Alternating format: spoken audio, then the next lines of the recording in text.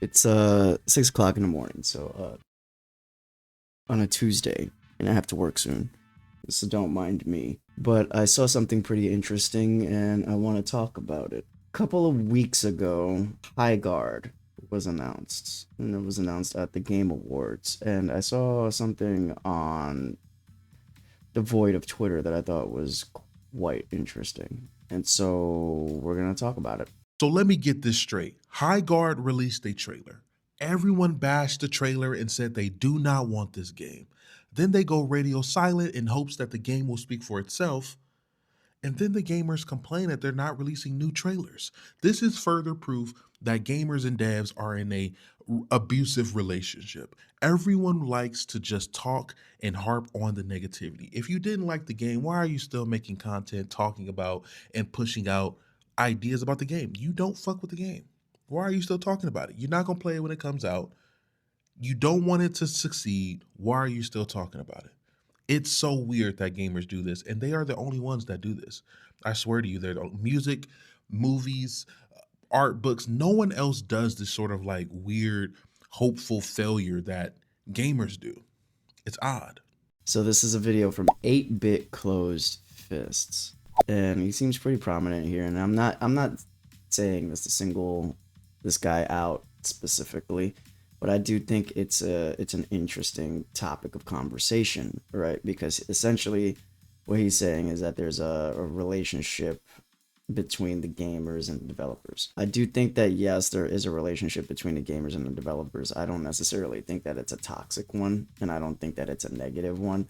I think there is a very interesting thing that is happening with Highguard in regards to the conversation about gaming in general, which is what I'm about to talk about.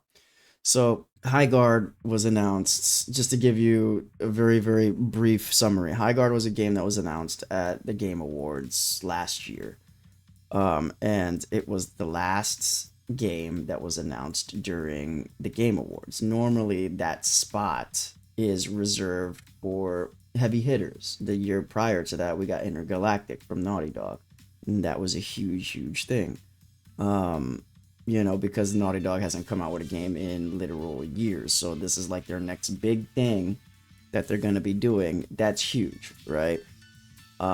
So this past year, Highguard gets announced at the Game Awards, and it fell flat. It was a dumpster fire practically. And I was one of the people that, was kind of not necessarily shitting on it, because I'm actually very tired of seeing games fail when they're announced. But to me, and for somebody who loves first-person shooters, I play a lot of first-person shooters. I loved Apex, and was part of the initial people that when Apex came out, I was playing it like OD. That was my game. It speak to me. It was my game. Right, and I loved it. The difference between a game like Apex Legends and a game like Highguard is that Apex Legends didn't really have any marketing. They just kind of shadow dropped it, and then it just exploded, right? Because the game was innovative. It changed a lot of things in regards to the Battle Royale mode and all of that. With Highguard, it's a bit different because it gets announced as this big thing, gets hyped up as this big thing. They're touting like ex-developers for Apex Legends and Titanfall, and people see the gameplay and they're not excited about it. And I think part of the reason why is because of those expectations set by the Game Awards. And I don't necessarily think that it's negativity from the gamers' perspective. I think that gamers, as consumers of their medium, of something that is entertainment, something that is supposed to entertain them for hours, right? We are incredibly informed about a lot of the news and a lot of the politics that goes on within gaming, because we have to be, right? Like, we have to know all of the ins and outs and what's happening. And if we see something that we like, we're going to research it. I'm one of the gamers that, like, I've research a game and I follow a game for years. I've been that way ever since Halo, right? Halo was like one of the first games that did dev diaries and things like that, and I watched those dev diaries. I think those things are interesting.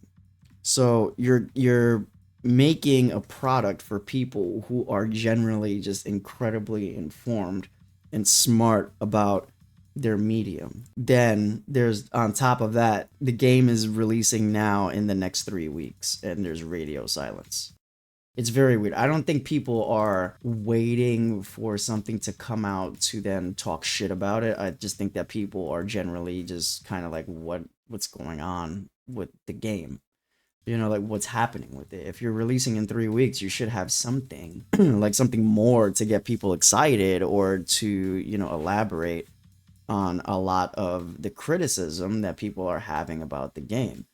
And I do think that there's a place there where people who are talking about this game, and who are, you know, either negatively or positively, where you can address that if your game is releasing in 3 weeks. But to have absolutely nothing is kind of odd, and it's a little weird. And I don't necessarily blame people for having this negative kind of viewpoint. I think all sides of the coins need to be considered, right? I don't necessarily think there's a good or a bad, and I don't necessarily think it's people wishing that the game is going to fail and making content in regards of, oh, we hope that this becomes a Concord. No, I think gamers are kind of fatigued of that. I don't think we necessarily want to see a game fail entirely. And I just thought that this was weird. It was a bit of a weird post, and this is, again, not to single out this content creator. I think he's doing a fantastic job. But I do think that this kind of viewpoint is not necessarily fair. It's not like, oh, people are wishing this game to be destroyed or fail on arrival. No. I just think that given the placement of where it was at the Game Awards, and given the fact that it's releasing in 3 weeks, and also on top of that, all of the, you know, criticisms and negativity that came out in response to it, that all of that is just kind of, you know, coming into play here. And I think people are just kind of left like, well, what's happening? Anyways, that's just wanted to make a short little video. I saw this on Twitter and I thought it was interesting. I don't know. You guys let me know what you think in the comments below, or let me know what you feel about Highguard. I have feelings about Highguard. I think I made that pretty clear. I don't know how to feel about this game. This was what they closed their night with, okay? This is the Game Awards. They closed their night with this game. Normally, the last game that's announced is usually reserved for something huge. So immediately in my mind, he says Apex Legends Titanfall. I'm like, ooh, baby, we about to eat right now. We about to eat this shit up. It's gonna be fucking phenomenal. It's gonna be dope. It's gonna be like maybe it's a spiritual successor to Titanfall. Who the fuck knows, right? So in my mind, I'm like, yo, we're gonna get some shit with mechs. I'm just gonna play the trailer. And ride without rest. For coin or for cause. Just bear with me. Just bear with me for a moment.